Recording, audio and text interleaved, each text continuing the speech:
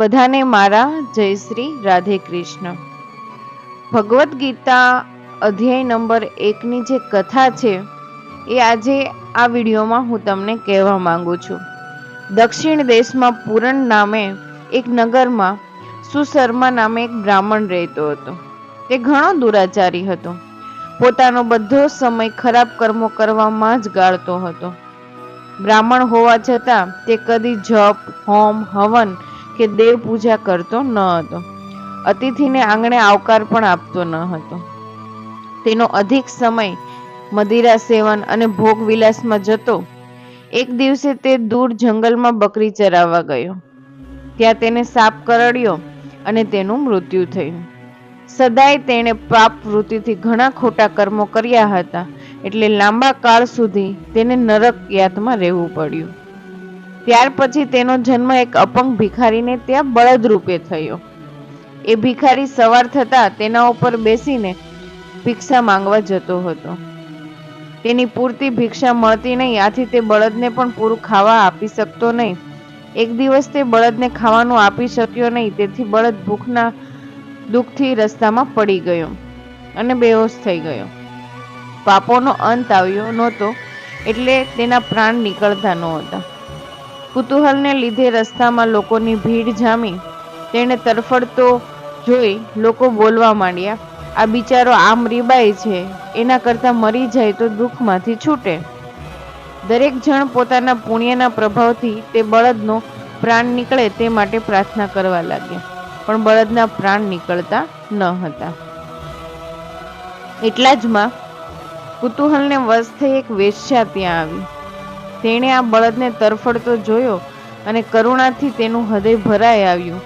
તેણે ભગવાનને પ્રાર્થના કરી કે હે પ્રભુ, મેં જાણપૂર્વક કોઈ પુણ્ય કર્મ કર્યું નથી, પરંતુ અજાણે પણ મેં જો કોઈ સારું કામ કર્યું હોય તો મારા એ પુણ્યનો ભાગ હું આ બળદને આપું છું.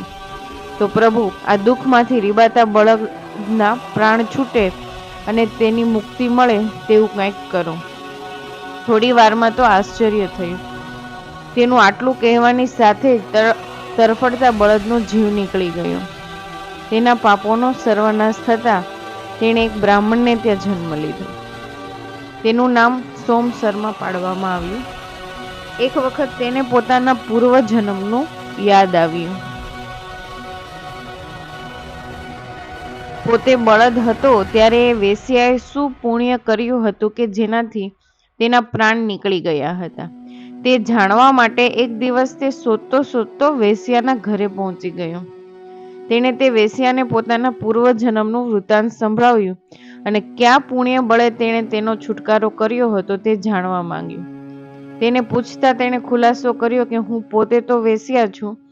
તેણે એવું કોઈ સત્કર્મ કર્યું ન હતું, પણ તેનો પોપટ જે દરરોજ મધુર વાણી બોલતો, તે વાણી સાંભળવામાં તેને ઘણો જ આનંદ આવતો. તેને લાગતું કે આ જરૂર કોઈ પવિત્ર વાણી બોલે છે, તેથી તે પોતે પણ તે વાણી મનોમન બોલતી. કદાચ તે પવિત્ર વાણીના પુણ્યથી પ્રાણ સહેલાઈથી નીકળી ગયા હશે. તેણે તેમને કહ્યું. પોપટ શું બોલતો હતો તે પણ તેને ખબર નહોતી. તે માટે તેણે પોપટને જ પૂછવું જોઈએ એમ તેણે કહ્યું. વેશ્યા અને સોમ શર્મા પોપટ પાસે ગયા અને તેણે પૂછ્યું, તું રોજ શું બોલતો હતો? જવાબમાં પોપટે પોતાનું વૃત્તાંત કહેવા માંડ્યું. હું એક વિદ્વાન મુનિના આશ્રમમાં રહેતો હતો. ત્યારે મુનિ તેમના શિષ્યોને દરરોજ ગીતાજીના પહેલા અધ્યાયનું પાઠ કરાવતા હતા. તેમની પાસેથી હું આ પાઠ સાંભળતો અને મને એ પાઠ મોઢે થઈ ગયો. એક દિવસ એક પારધીની જાળમાં હું ફસાઈ ગયો. પારધીએ મને વેશ્યાને ત્યાં વેશ્યો. અહીં પણ હું પાંજરામાં બેઠો બેઠો આ પાઠ બોલતો હતો અને આ વેશ્યા રોજ તેનું શ્રવણ કરતી હતી. એટલે તેને પણ પુણ્ય પ્રાપ્ત થતું હતું, જેના બળે તમારો બળદ યોનિમાંથી છુટકારો થયો હતો. પોપટનું કથન સાંભળી તે બ્રાહ્મણ આશ્ચર્ય પામ્યો. ગીતાજીના પાઠ અને શ્રવણનો જો આટલો જ પ્રભાવ હોય તો તેને પણ થયું કે મારે પણ શ્રદ્ધાપૂર્વક દરરોજ ગીતાના પહેલા અધ્યાયનો પાઠ કરવો જોઈએ. ભગવાન વિષ્ણુએ લક્ષ્મીજીને કહ્યું કે હે દેવી, આ પોપટ, આ વેશ્યા અને બ્રાહ્મણ ત્રણેય કાળક્રમે મૃત્યુ પામતા ગીતાજીના પહેલા અધ્યાયના લીધે વૈકુંઠ લોકમાં પામ્યા છે. તો મિત્રો, આ એક કથા દ્વારા હું તમને એટલું જ કહેવા માંગુ છું કે ગીતાજીનો પહેલો અધ્યાય જે આપણને જીવન મરણના ફેરામાંથી છૂટા કરે છે. જય શ્રી રાધે કૃષ્ણ.